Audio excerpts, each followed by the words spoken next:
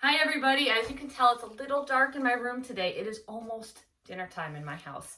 I'm recording this a little late because earlier today I had my children's class, which was in person for the first time since the lockdown. We did it outside, we did it masked, we did it socially distanced. It was really, really fun, but it was also exhausting. And we're getting ready for Halloween where I live. Everywhere in the US is getting ready for Halloween, but if you live outside of the US, maybe you don't celebrate the same way we do here in the US. Where I live in the US, in New Jersey, all the leaves are starting to change color. They're yellows and reds and browns, and kids are picking pumpkins from the farm. That's actually where my husband is right now with my kids. They're picking out some pumpkins so that later this week, before Halloween, they can carve some jack-o'-lanterns. But we're gonna make some paper jack-o'-lanterns today. And these are the ones my kids made, well, some of the kids made earlier today at our children's class. We had our first in-person children's class since March. And we did it outside and we did it masked, and all the kids made these pumpkins because on Saturday, my sister and I are setting up this big display in our community. One of the land trusts where we live, they preserve land along, usually along migratory bird paths. They are setting up a masquerade parade for Halloween. And so all these cars are driving through on Halloween Day and they're looking at these different displays. And the theme of it is I love land because. And because we are presenting it as the Bahá'í virtues class, we're saying we love land because of its beautiful diversity and the way that it mirrors the human diversity in this world. So I thought it would be really fun to have the kids in my virtue class make these pumpkins so that we can hang it up on our display. So that's why we made pumpkins today, and I'm going to show you how to do it so that if you want to decorate your house with these paper pumpkins, you can. And also, for whatever reason this year, Halloween is huge in my house, probably because we're just excited to celebrate something. And I don't like scary things. I try and be very conscious of what I put into my mind, into my soul, into my body, because it really affects me. I hate being scared. I get scared very easily. I get a lot of anxiety at night if I'm not careful about what I watch. So I love the cutesy parts of Halloween, but I don't like the scary parts of Halloween. So we're decorating with some cute things. Like this is as scary as it gets in my house. This is a ghost who I think is kind of cute.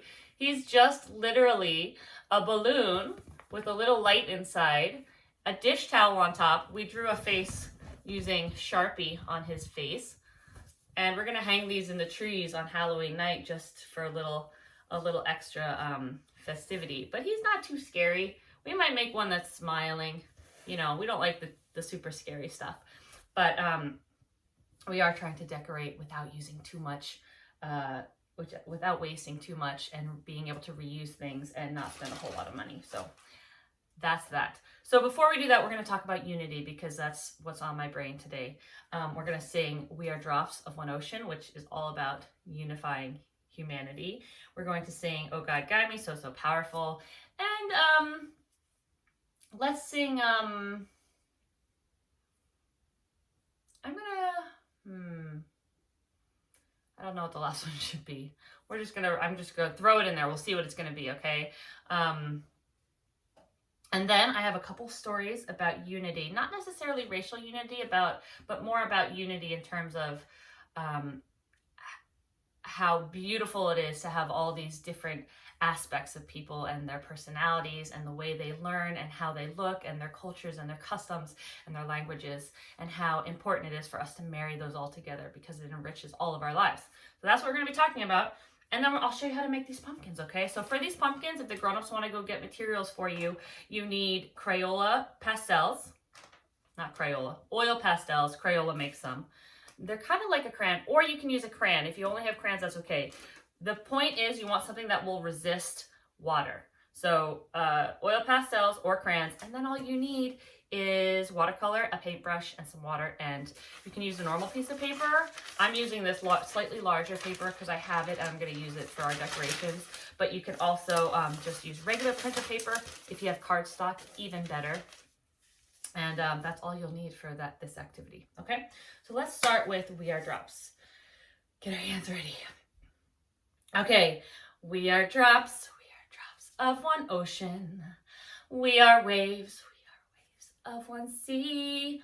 Come and join us in our quest for unity. It's a way of life for you and me.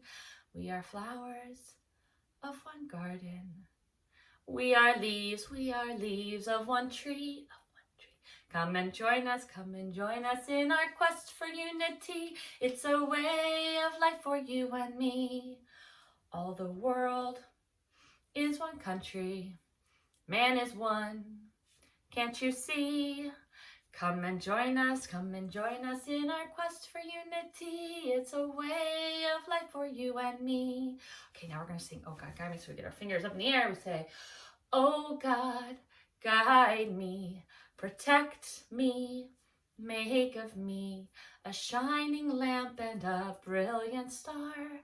Thou art the mighty and the powerful. Let's do it one more time. Oh God, guide me, protect me, make of me a shining lamp and a brilliant star. Thou art the mighty and the powerful. Now I need to see your muscles. Can I see your muscles? Can I see them? Okay, let's go. So powerful, so powerful is the light of unity. So powerful, so powerful is the light of unity, that it can illuminate the whole earth, that it can illuminate the whole earth, the whole earth. Okay, okay, let's sing, can't remember what we did last week, so I don't know which one we should do. Did we do Blessed is the Spot last week? Let's do Let the Flame of the Love of God. You ready? So this is a call and response. I'll sing it first, and then you repeat after me. Maybe we did this last week too. I can't remember. Let the flame of the love of God burn brightly within your radiant hearts. Let the flame of the love of God burn brightly within your radiant hearts, your radiant hearts. Now this part we sing together. Feed it with the oil of divine guidance and protect it in the shelter of your constancy. Feed it with the oil of divine guidance and protect it in the shelter of your constancy. Let the flame, the love of God, burn brightly within your radiant hearts, your radiant hearts. Let the flame of the love of God burn brightly within your radiant hearts, your radiant hearts. Lovely. Okay, today we're talking about unity. And our quote for today is, Blessed is he who mingleth with all men in the spirit of utmost kindliness and love. So we know, blessed is he who mingleth. The word mingleth means to be with. So if we're mingling with our friends, it means we're being with our friends. If there are two different kinds of birds, like maybe we see in our backyards, we have blue jays. We have blue jays and we have cardinals, and sometimes they're out there together looking for food. They're mingling, right? With all men in the spirit of utmost kindliness. Now, there's a word in kindliness, a shorter word that we know very well, the word kind, K-I-N-D. Do you see it there? It's double underlined right here. That's what kindliness means. It means to be kind and love. So, blessed is he who mingleth or is with all men in the spirit of utmost means so much, the most kindliness and love, the most kindness and love. So if you're able to be with other people and you're able to be kind and loving with everybody that you come into contact with, then you'll be blessed, says Bahá'í. Okay, I'm going to tell you a very quick story about Abdu'l-Bahá. And then we have a couple of stories to read. And one of them is my favorite story around Halloween. And we'll talk about it in just a minute. But first, let's hear the story about what happened to Abdu'l-Baha when he first moved to Akka, which is in Israel. You know from some of our earlier stories that when Abdu'l-Baha first arrived in Akka, many of the people treated him badly. They were cruel to the Baha'is and did not want to speak to them. Soon, however, they came to see that the Baha'is were loving and kind, and slowly most of the townspeople began to show them kindness in return. But there were a few who clung to their anger and hatred. Now, one day, a man who still carried much hatred in his heart towards Abdu'l-Baha heard others praising his greatness and goodness. The man became outraged. He became so angry. He would show them, he said with anger, that this person they all revered was not so wonderful after all. And off he went, his heart burning with anger. He was so angry. He knew that Abdu'l-Baha could be found praying in the mosque at that hour, and he rushed there ready to lay violent hands on the beloved master. He wanted to hurt him. He physically wanted to hurt him. But Abdu'l-Baha looked at the man with serenity, which is like calmness, and dignity. Lovingly, he reminded him of the teachings of God, that we are to be generous to all guests, even those that are different from us. At this, the man realized that Abdu'l-Baha and the Baha'is were indeed like guests in Akka, his home, and, like a generous host, he should welcome them with the love. I'm having trouble reading today. And, like a generous host, he should welcome them with love and treat them with kindness. So this man was so angry at Abdu'l-Baha. He was so angry at the Baha'is who had come into his city and his town, and he was going to go hurt them.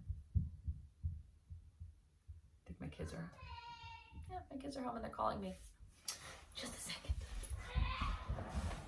Parker, I'm recording, honey. I can't come down. I'll come down when I'm done, okay? Okay, sorry about that. Sounds like my kids are home with their pumpkins. I'm sure they want to show me. So Abdu'l-Baha was so many people were so angry that he was there. And when they first came, because they were newcomers, right? They didn't want to have them in their town. They didn't know who they were. They didn't trust them. They didn't trust the Baha'is.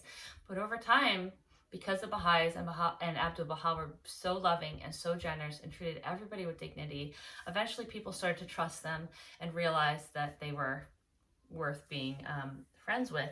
And this one guy got so mad. He wanted to hurt Abdu'l-Baha. But as soon as he was reminded and he saw how Abdu'l-Baha treated him, his heart was changed. And I've been thinking about this a lot because right now in the U.S., it's an election year. So the president is about to be elected in the U.S. And for a lot of the grown-ups, this is a very stressful time for us.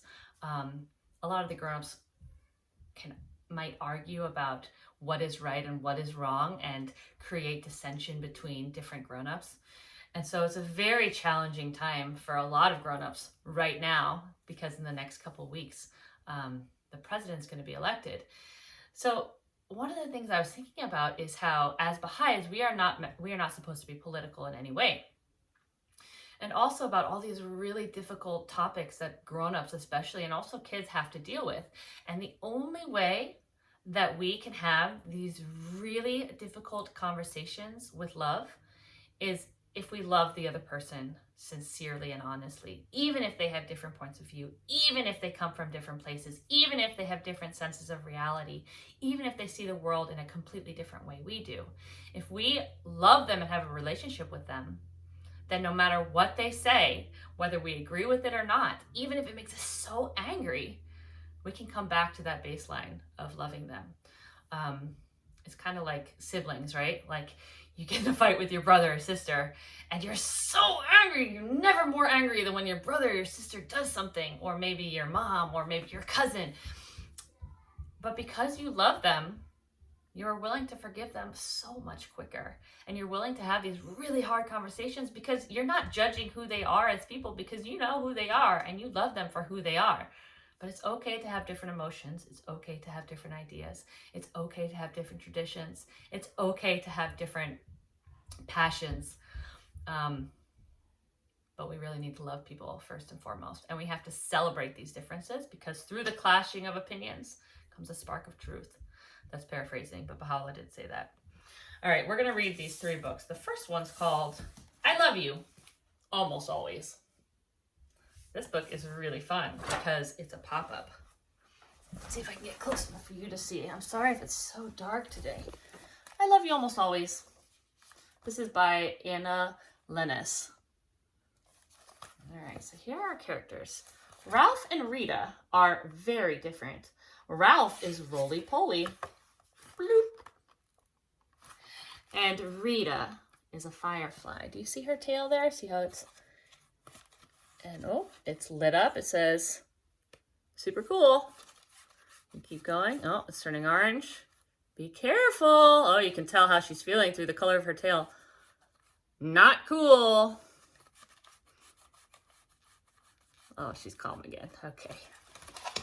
Whoa. Ralph is the king of camouflage. Can you find him? Where is he? Look, he's rolling, rolling, rolling. Popped open. This book is hard to read to you guys. Let's see. And Rita is the brightest light in the sky. Can you find her? Where is she? See her right there? There she is. She's a firefly flying so high. They're pretty different. One's on the ground, one's in the sky. Ralph and Rita know they are very different, and that is why they like each other. They're friends. But then one day, Rita notices that Ralph's outer shell is way too hard. What else does she notice? Suddenly, she can't stand when he has to be in charge all the time. And she gets upset when he rolls away from her. Oh, and look, here's Ralph, book of complaints. What are his complaints about Rita? Ralph suddenly finds Rita's light way too bright. He gets frustrated. She flies too fast. All the things he liked about her before have started to really, really annoy him. Uh-oh. That's not good. Ralph and Rita know they are very different. And at this moment, this makes them sad. They don't look too happy. Come on, Ralph and Rita. All right, let's see. So Ralph tries to soften his shell a little for Rita. He's going swimming, trying to get it softer. He shouldn't have to do that, though. But it's nice that he's caring about her enough to try and change. And Rita tries to fly a little more slowly for Ralph. She slowed down so he can keep up in his hot air balloon. They look pretty happy together. Ralph even tries to trust Rita and let her be in charge. Well, sometimes. Oh, she's leading the way. Ralph and Rita know they are very different. And sometimes they fight. And that is why they love each other. They're friends. Now, one of the things we talk about in my house quite a bit is about how we can have strong feelings and it doesn't change the way we feel about another person. We can be very, very angry, or we can be very, very sad, or we can be very upset, or we can feel very jealous, or we can feel very, very happy. But those feelings pass. And just because we're upset or we're hurt or we're angry at somebody else doesn't mean we don't love them, doesn't mean they're not our friends anymore, right? Sometimes it feels like when someone's mad at you or you're mad at them, that you don't want to have anything to do with them anymore, just because they have a different opinion, just because maybe they want to play a different game, just because maybe they want to watch a different show. But just because we have these strong feelings, it doesn't mean that we are no longer friends with other people, and it doesn't mean we don't love them anymore. And I tell my kids all the time, even if I'm really mad, it's a feeling, it's going to pass. I still love you. And even if you're really mad at me, it's a feeling, it's going to pass. I know you still love me. And you know what? Even if you're mad at me and you say you hate me, I still love you. Okay? So that's what I tell my kids all the time. Because sometimes those strong feelings can make it feel like they're going to last forever. But feelings pass away. This one's called I Promise, and this one's by LeBron James. And here's LeBron on the back. He's a basketball player. He's a basketball player of my father's favorite team, the Lakers. My dad grew up in California. Okay. Get nice and close so you guys can read. I promise to work hard and do what's right, to be a leader in this game of life. Now, I want you to take a really good look at all the pictures in this book, because these kids, they don't all look the same. They're not the same heights. They don't have the same color of skin. They have different kinds of hair. They're wearing different clothes. They might be playing different games. Let's see. They all go to the same school, though. I promise to go to school and read as much as I can, to follow the rules and respect the game plan. I promise to run full court and show up each time, to get right back up and let my magic shine. Oop, she fell. She got right back up. I promise to be open and try new things and enjoy the happy that change can bring. I promise to wear a big smile and use kind words when I speak, to remain strong yet humble with every win and defeat. Now here is the page that we talked about a little bit earlier today in my class. If you play a sport like basketball, or maybe soccer, or maybe hockey, or maybe tennis, maybe not tennis because that's an individual sport, but if you play these group sports or these team sports, do you think your team would be the best team if everybody just shot? Nobody played defense, nobody ran the court, nobody passed, nobody helped each other. All they did was shoot, shoot, shoot. Do you think your team would be better than the other teams if that's all you did on your team? If everybody on the team were shooters? No, you need people who are going to pass. You need people who are going to shoot. You need people who are going to defend your side of the court. You need people who are going to cheer you on. That's why we need to have different values and different passions and skills and ways of doing things, because it enriches our team and it enriches our lives and it enriches our friendships. I promise to ask for help whenever I need it, to reach for my star even when I can't see it. I promise to ask questions and find answers, to believe in next time and second chances. I promise to use my voice and stand up for what's right, and when things get tough, to keep up the fight. I promise to stand tall, rise up, and give all that I've got, to throw the alley-oop and uplift others on the spot. I promise to respect my elders and peers the same, to leave new places better than I came. This is another place we talked about earlier today in our virtue class. We talked about what it means to leave something better than when we first arrived. And so some of the examples we brought up were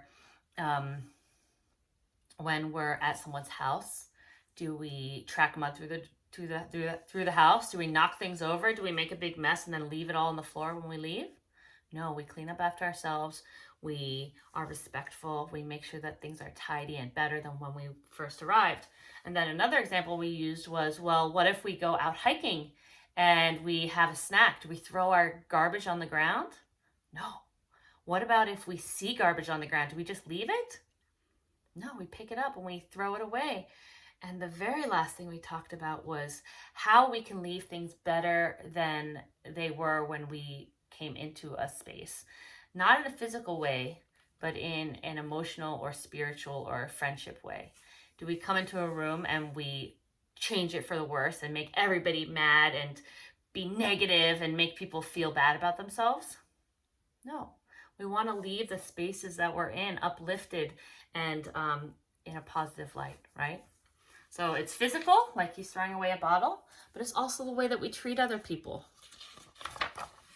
I promise to stay true, keep my head up, and never give up, no matter what. I promise to dream big and love bigger, to be a team player and a winner. Look at these kids. I promise to cross bridges and break down walls, to rise with the sun and learn from the falls. Oh. I promise to be courageous, to be free, to strive for greatness, helping each other up. She's already at the top. I promise to be me. You guys can all promise to be yourselves too. In all your beautiful diversity. All right, this is the book that I love to read around this time of the year. Now, in this book, the kids are trying to steal a pomegranate. I don't condone stealing. However, it's kind of a competition between this pomegranate witch and these children. And she knows what's going on. They know what's going on. And so it's okay.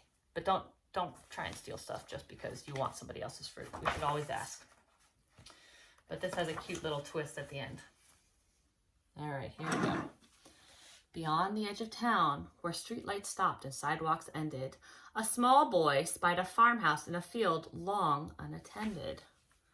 Here's the town, and here's the house, and at the next to that house is a tree, and there are red spots on that tree. What kind of tree could it be? Let me try and get a little closer here. Okay.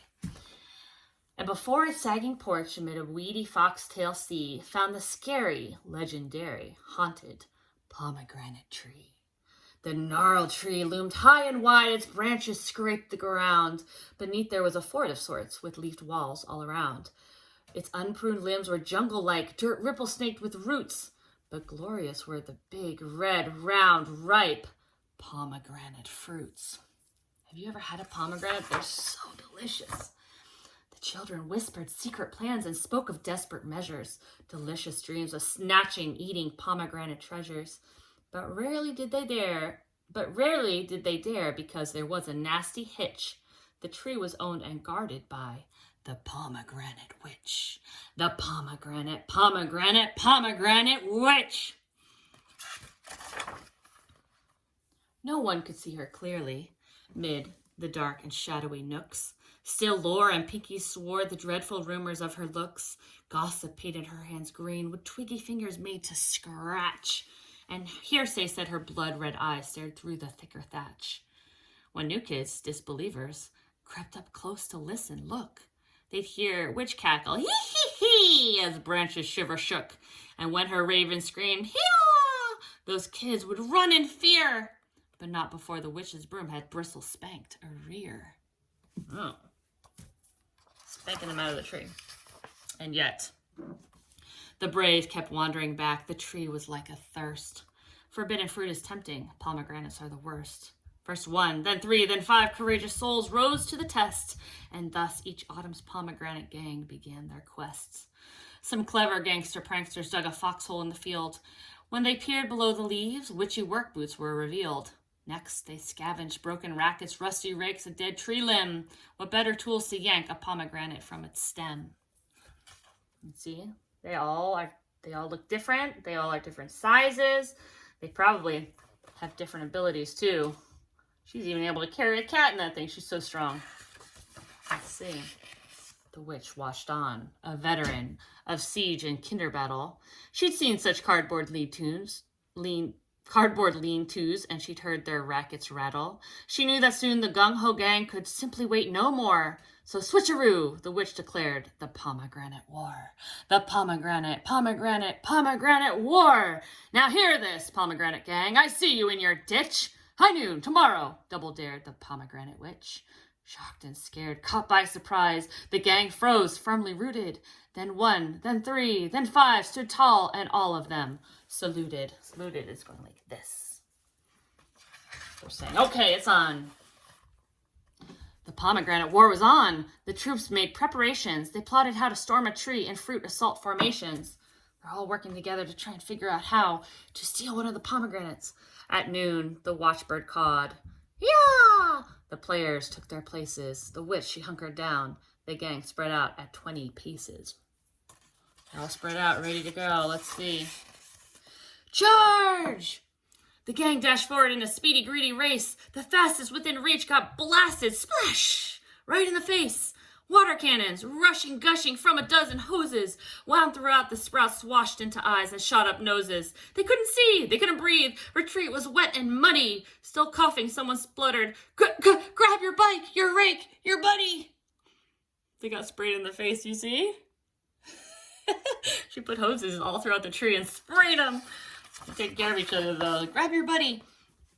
All right. In caravans, the gang embarked on Plan B, as agreed. They pedaled down the potholed street, and the raiders picked up speed. Then buckets of black walnuts spilled. The witch low-pitched them out. As hard as marble, scattershot, they rolled and bounced about. They bowled right under. Bump, bump, bump. The wheels could not be steered. The riders jumped. The driver stumped. Bikes toppled. Wagons veered. You see, she threw out walnuts and knocked them all over off their bikes. Kind of funny. All right. They have a different plan. Let's see if the third plan works. They chucked their vanquished chariots, regrouped and reattacked. The big kids held up trash can shields. The small rode piggyback. Worn sneakers shuffled through the nuts. Tin armor took the spray. High eager hands reached up to where the pomegranate swayed. The tree, enchanted tree, it sprang to life with thrashing might. The branches walloped, whacked, and slapped. The leaves put up a fight.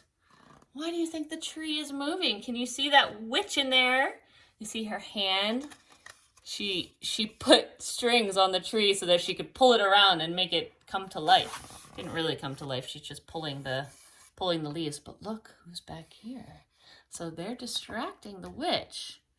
She's pulling on the strings to make the tree come to life, but she's so busy she doesn't notice this young guy over here. The pomegranates danced away from clasping, grasping fingers. Bushwhacked, the palm marauders fled. But one small robber lingered. There he is. What's he gonna do? Gonna get one? For a while the witch pulled on the strings and played mad puppeteer. A sneak thief tiptoed through the gate and crept around the rear. He grabbed a fruit and twisted, jerked, and tugged a dozen times. Then snap! Off he skedaddled with his pomegranate prize. His pomegranate prize! I got one, yelled the sneak thief, and the foxhole gave a hoot, woo! A rusty hammer cracked the husk. The gang split up their loot. 600 sparkling seeds in papery slips kids ripped apart. Hip hip hooray, they'd won the day. The juice was sweet and tart. They got one. Oh, look at the moon changing. That's how we know a month is coming. It's a full moon almost on a Halloween day. A muffled laugh, a scuffle passed. Things might have ended there, for late that night her harvest plucked the tree completely bare. But neighborhoods have secrets, passed from year to year. There was one magic evening she was sure to disappear. On Halloween, the witch flew off. She ventured far away to haunt with ghosts and jaunt with bats until the break of day. And when she left, a kind insider hid away no more. Each Hallows Eve, the children knew who'd open up the door. Let's see. Whoa. The kindly lady, out she'd come. She'd sing and weed the path, and no one blamed the shy soul for her sister's greed and wrath. For when the witch was home, she kept the farmhouse dark and scary. But when the kindly lady reigned, the porch was lit and merry. Her jack-o'-lantern showed the way with jolly square-toothed smiles. She welcomed trick-or-treaters. Have some cider, stay a while. She showed them her pet peacock, lovely feathers, blue and green. And then the kids and lady toasted, Happy Halloween. Now this lady kind of looks a little bit like the witch. Do you think, I don't know, do you think it's the same person or do you think it's a different person?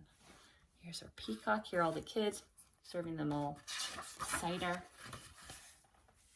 Oh dear, the kindly lady gasped and pointed toward the moon. I saw the witch's shadow pass. You'd best be off now, soon. They swilled sweet dregs of cider. Then the children grabbed their sacks. She gave them each a feather, made them promise to come back. And last, the kindly lady shared the best treat on the planet. In every bag she dropped a big, red, round, ripe pomegranate. Good night, she called. I'll not see you till Halloween next year. They left her sweeping up. The sneak thief wiped a parting tear. Here's a sneak thief. Now he's a grown-up. He's a daddy with a child.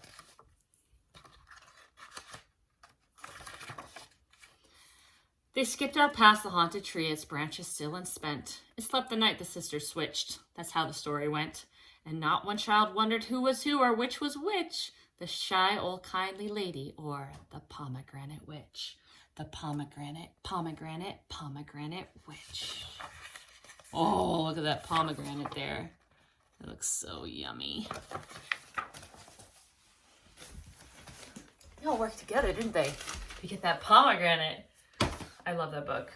It's really hard to read. It has a lot of words and they all kind of rhyme, but in the dark it's even harder. So that's why I kept stumbling over it.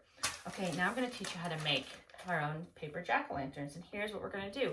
I'm thinking I'm gonna move you over towards the light because it's getting very dark since it's, I don't even know what time it is. It's probably almost 6 o'clock.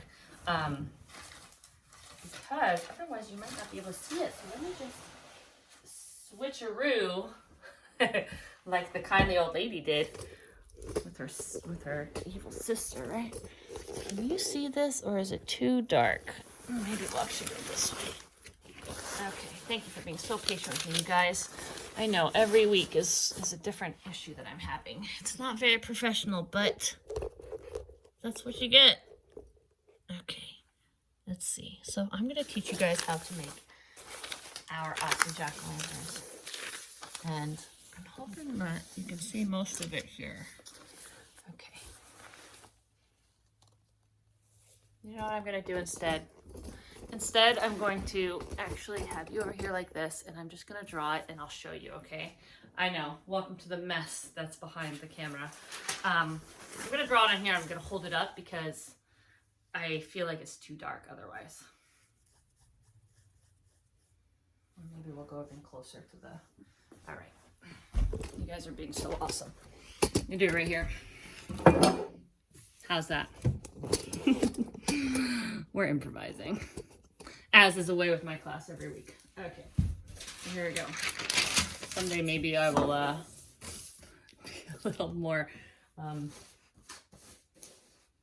routine in these lessons. Okay, so what we're gonna do, the first thing we're gonna do is we're going to draw the shape of your pumpkin. And your pumpkin can be any shape you want. It can be round, it can be tall, it can be flat and short, it can be small, it can be big. Pumpkins come in all shapes and sizes, just like people come in all shapes and sizes. And when my sister and I were picking out these pumpkins yesterday for the display that we're doing, we realized that we actually like different shaped pumpkins. I really like the round, kind of uniform shaped pumpkins. She likes more unusually shaped pumpkins. So I'm gonna do two. I'm gonna show you two different ways you can draw a pumpkin. So the first way I'm just gonna do like a nice round pumpkin. And pumpkins, the way that they grow, they have kind of ripples. So here's the circle I drew. Here's my pumpkin circle. And then I'm just drawing these lines to show that it has some shape. You see? So that's the first way you can do it. Now you don't have to put a stem on it because I'm going to cut out a piece of paper for the stem afterwards. My second pumpkin, I'm going to make this pumpkin. And by the way, I use a light color Crayola oil pastel. So this one's like a yellowish color. You can use brown, you can use orange, you can use gold, you can use yellow, you can use green if you want, you can use brown, whatever color you want. Second one I'm going to make it yellow. I'm going to use a yellow one instead. Got cat hair all over it. Welcome to a house with cats. And this pumpkin I'm going to make kind of taller. And I'm going to draw the lines. You see? Now take your time. It's hard to see because it's in yellow. Now this part, we're going to use a black crayon or a black oil pastel. You can use brown. You can use the same color you used before. And we're going to draw a face to make it a jack-o'-lantern. So for my jack-o'-lantern, I'm going to give it triangular eyes, which I'm going to color in. See my triangular eyes? I'm going to give it a little nose. Ooh, that's like a cat nose. I made it upside down. That's okay. You can make it any shape you want. And then I'm going to give this one, oh, I just gave him a very sharp tooth. That's okay. This one has like vampire teeth almost. Color it in. I'm going to show it to you. Okay, this is one. See those sharp teeth? Okay, now my second one, my first one, I should say. is the round one that I had. I'm going to give it a slightly different face. Maybe the eyes of this one, maybe I'll make one eye winking. So winking, you can make it wink like this, just by drawing kind of like a less than sign with a couple lines in it. And I'm going to make this one actually kind of look like it has a little bit of a pupil by drawing it in a crescent moon shape. You see? So he looks like he's winking. Hello. All right. Okay. And then this one's mouth, I'm going to give it square teeth. Okay. And the nose, I'm going to give him upright little triangular nose. I'm getting a little tired and hungry. By the end of the day on Sundays, I am ready to go to bed, eat some really nourishing, delicious food, and have a bath or a shower. That's how I like to end my Sundays. All right, see? He's kind of cute, right? Not too scary. If you want to make a scary pumpkin, go for it. I know some people love the scary aspects of Halloween. The creepy, scary aspects. I like the cutesy stuff. Now what I'm going to do now, I'm only going to use 3 colors. I'm going to use yellow, I'm going to use red, and I'm going to use orange. You can also use brown if you want. If you want to do a rainbow pumpkin, you do you, whatever you want. But I'm going to use yellow, I'm going to use some orange here, and I'm going to use red.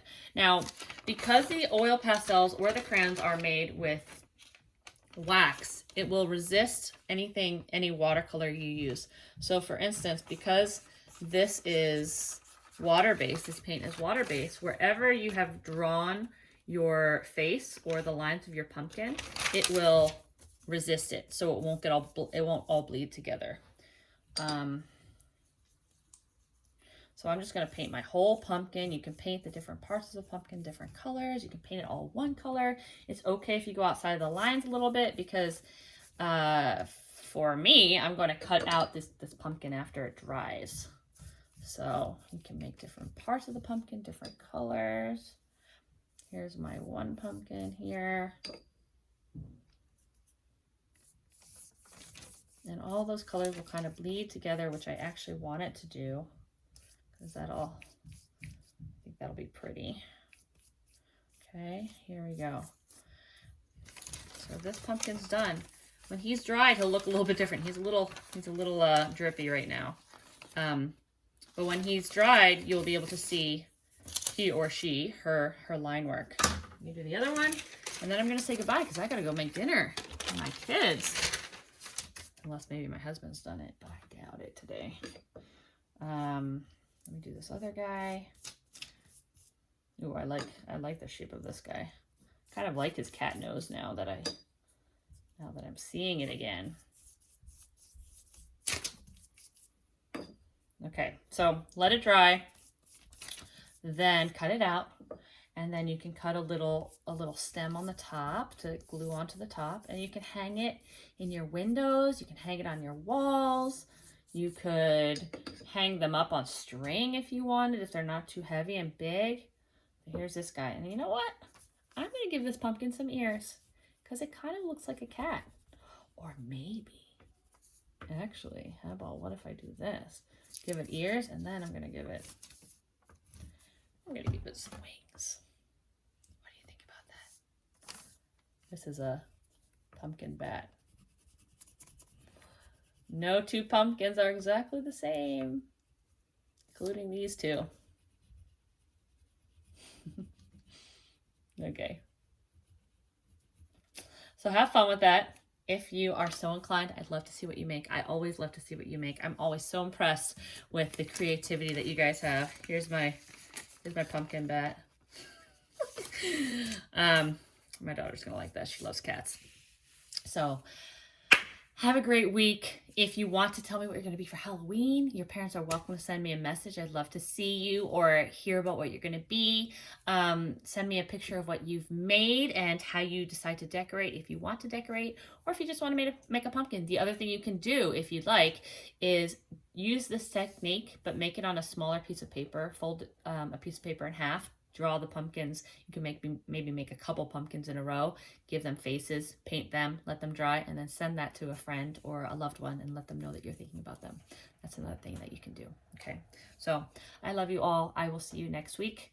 Actually, next week we're not going to have a lesson, but the week after that. Okay, have a great Halloween.